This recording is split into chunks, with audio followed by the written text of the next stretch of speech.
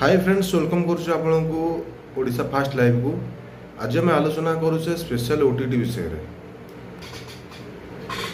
OTT हबार थिला एवं यही ओटीटी पाखापाखि 75,000 शिक्षक माने ही देई थांदे। जो शिक्षक माने ओटीटी पास करी नाहंते किंतु एबे भी स्कूल रे शिक्षादान करूछंती। सरकारଙ୍କର नियम अनुसार प्रत्येक शिक्षक प्राथमिक विद्यालय रे शिक्षादान करबा कहले तांको टीचर इलिजिबिलिटी टेस्ट पास करबा पड़िबो। तार गोटे स्पेशल ओटीटी हबार थिला जहाँ आज रविवार होई थांता किंतु मध्यरात्रि रे ओटीटी रो प्रश्न पत्र ताहा पुनी हाथ लेखा सोशल मीडिया रे घुरी बुलिला। जहाँ को जांच पर तो कर्तृपक्ष जानिबा पाइले यह जेन्युइन यह उत्तर यार प्रश्न मध्य आज परीक्षा रे पढ़िबार थिला तो से माने बाध्य होई परीक्षा को बातिल कले। कथा उठुची जे एभली त्रुटि केमिति करा जाई पारुची। क्वेश्चन पेपर अन्य लोग केमिति जानुछंती से क्वेश्चन पेपर तो सही माने जानिबे ना जो माने से दायित्व रे थिबे, जो मानको पाखरे से क्वेश्चन पेपर करिवार क्षमता थिबो तांको बिना सहायता तो केबे ए क्वेश्चन पेपर लीक हेई परिबोनी। तो आज जिते बेले ये क्वेश्चन पेपर घूरी बुलूची 75,000 पाखापाखि शिक्षक आज ओटीटी देवार वंचित हेले। परवर्ती ओटीटी केबे हबो तार तारीख मध्य घोषणा करा जाय नहीं, परवर्ती समय घोषणा करा जिवो बोर्ड ऑफ सेकेंडरी एजुकेशन तरफ रु।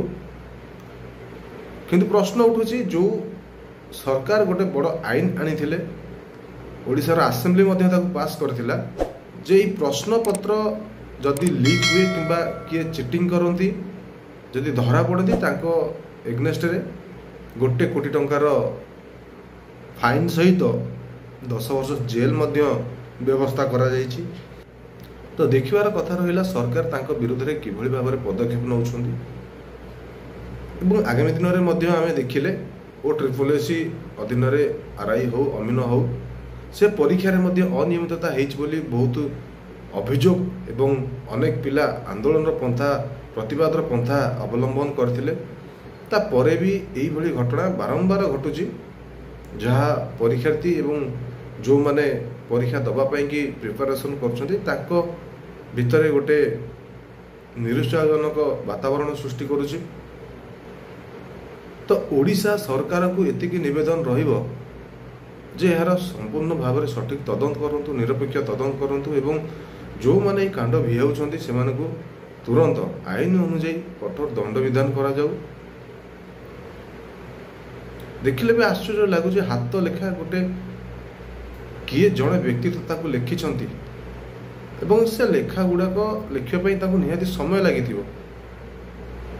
तो यह गोटे कौन सी बड़ राकेट काम करूनी तो अजाणत पैसा रोजगार करने आशार से जिते क्वेश्चन पेपर क्या देइछंती सी कुआड़े सर्कुलेट कर दे ना। तो आज अनेक सारा प्रश्न सरकार को पचरा जीवो